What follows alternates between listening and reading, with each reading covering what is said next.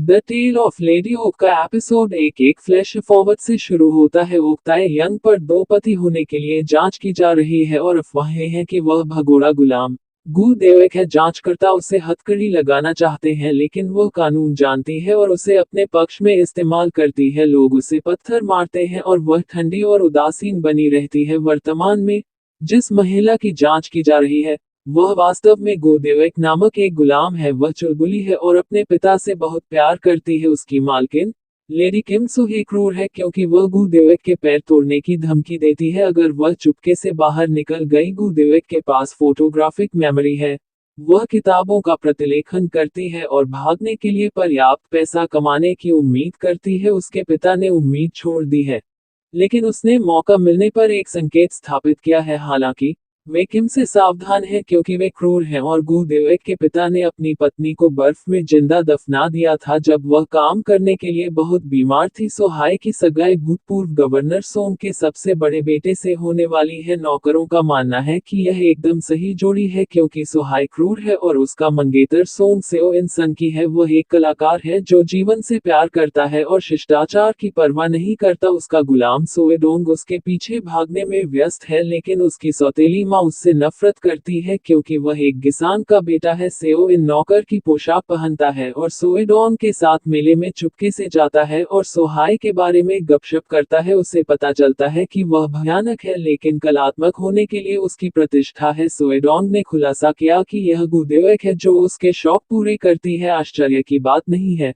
वे मूंगफली बेचते समय उससे टकरा जाती हैं। जब वह और सोएडोंग अपने मालिक का मजाक उड़ाता है तो सेओविन को पता चलता है कि सोहाई उसके साथ कितनी क्रूरता करती है। वे किम्स को देखते हैं और वह भाग जाती है। जैसे ही वह चुपके से बाहर निकल रही होती है वह सेओविन से टकरा जाती है जो फिर से अपने शानदार अपैरल में बदल चुका होता है। वह उसका मजाक उड़ाने के लिए माफी मांगती है और वह उसे सजा के तौर पर दीवार के पास खींच ले जाता है। हालांकि वह बस चाहता है कि कोई उसके मिले के बारे में बकवास सुने। उसे यह जानकर आश्चर्य होता है कि उन्होंने एक ही किताबें पढ़ी हैं। जब वह मेले में घटिया प्रदर्शन की आलोचना करता है तो वह उसे डांटती है। वह बताती है कि कैसे गरीब लोगों को भागने की जरूरत होती है और कलाकारों के पास लोगों को उनकी चिंताओं को भूलने में मदद करने की शक्ति होती है। वह आश्चर्यचकित है क्योंकि यह आखिरकार उसकी कला को उद्देश्य देता है। उसे ये भी एहसास होता है कि वह आत्ममुगत हो गया था जब वह समुद्र के किनारे रहने और पीट पीट कर मरने के बजाय बुढ़ापे में मरने का अपना सपना साझा करती है। वह मूंगफली बेचने के काम को रोकने के लिए माफी मांगता है और उसे मुआवजे के तौर पर एक रत्न देता है। उस रात,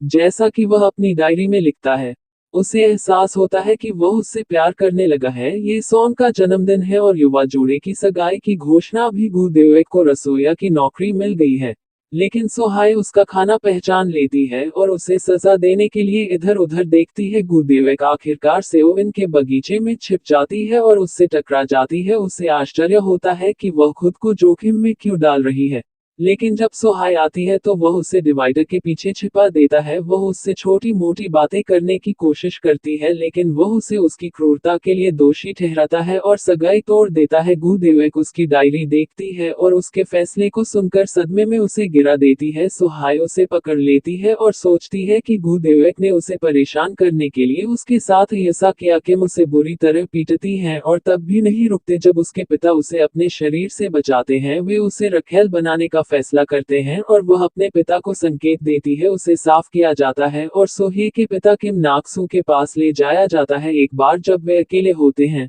तो गु देवेक उसे मारने की कोशिश करती है। सोहे अचानक अंदर आती है और एक बार के लिए गु देवेक अपनी जगह पर खड़ी होकर उसे वापस मारती है। वह अपने पिता के साथ भाग जाती है और दूसरे गुलाम उसकी गुप्त रूप से मदद करते हैं। सोहे क्रोधित हो जाती है और गुलाम शिकारियों को काम पर रखती है। इस बीच मिसेज सोंग सेओविन के बारे में शिकायत करती है कि वह एक अपमान है जब तक कि वह जाने का फैसला नहीं कर लेता क्योंकि उसका स्वागत नहीं किया जाता। मिस्टर सोंग दुखी होते हैं और सोएडोंग को उसकी देखभाल करने के लिए भेजते हैं। सेओविन का पहला फैसला गुलाम शिकारियों को उनके सारे पैसे देकर उन्हें वापस बुलाना है ताकि वे गु देवेक और उसके पिता की तलाश करना बंद कर दें। फिर वह अपनी मां की तलाश में जाता है और जब उसे पता चलता है कि वह मर चुकी है तो उसके गिसिंग घर में रहने का फैसला करता है। दो भागे हुए गुलाम बर्फ और नदियों से जूझते हैं। गुदेवेक के पिता अपना पैसा खो देते हैं और खुद को कोसते हैं जब उन्हें एक सराय मिलती है,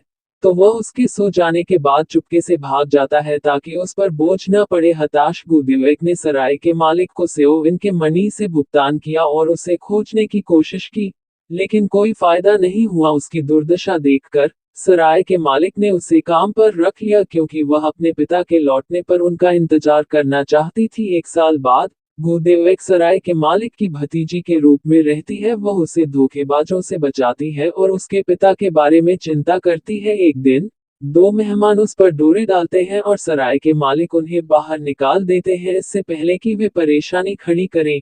एक अनुचर आ जाता है। पता चलता है कि एक किंग दूत अपनी बेटी ओक्तायंग के साथ वहां से गुजर रहा है और वे कुछ दिनों के लिए आराम करने के लिए रुकते हैं। तायंग को कोई पछतावा नहीं है और वह अपने विशेषाधिकार के बारे में जानती है। वह गुदेवेक को तुरंत पसंद करती है और उसकी मदद करना चाहती है। वे दोस्त बन जाते हैं और वह ब्योनहो नाम से वकील बनने का अपना सपना साझा करती है। उनके जाने के दिन सराय का मालिक उनसे गुदेवेक को अपने साथ ले जाने की विनती करता है। ओक्स न केवल सहमत होते हैं बल्कि उसे अपना लेते हैं। सराय का मालिक गुदेवेक को उसका रत्न वापस देती है और उसके पिता पर नजर रखने का वादा करता है। तायंग के लिए वह अपनी दादी की अंगूठी गुदेवेक को देती है और उसे अपने परिवार के बारे में सब कुछ बताती है। वह बचपन में जोसियन छोड़कर चली गई थी और सालों बाद वापस लौट रही है। उनकी खुशी तब खत्म हो जाती है जब 2 अनियंत्रित मेहमान डाकुओं के एक समूह के साथ हमला करते हैं। वे तायंग के पिता सराय के मालिक को मार देते हैं और उनका सामान चुरा लेते हैं। गुदेवेक और तायंग एक खलिहान में छिप जाते हैं और एक डाकू उन्हें अंदर बंद कर देता है और उसमें आग लगा देता है। गुदेवेक लकड़ी की एक दीवार तोड़ देती है लेकिन एक लॉक तायंग पर गिर जाता है। वह गुदेवेक को जीवित रहने के लिए कहती है और छत गिरने और उसे मारने से पहले उसे बाहर धकेल देती है। द टेल ऑफ लेडी ओ के एपिसोड 1 के अंत में